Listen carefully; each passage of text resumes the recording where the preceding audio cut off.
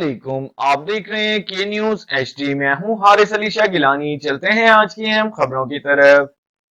ले जाने जाना Quality product by Khadim's Milk Foods, Sahiwal। ताज़ा तरीन खबरों के लिए हमारे साथ रहिए। वतन अजीज पर अपनी जान निछावर करने वाले साहिवाल के सपूत शहीद बशारत अली शेर सकना पोप खादिम अली शाह ने मादर वतन की हिफाजत करते हुए जामे शहादत नोश किया।